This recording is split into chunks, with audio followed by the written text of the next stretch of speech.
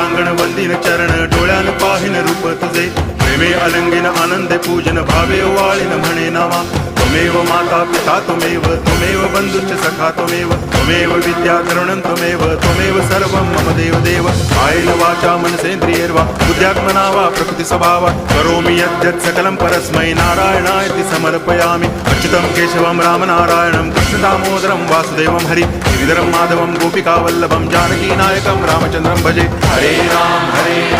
Ram Ram Hare Hare Hare Krishna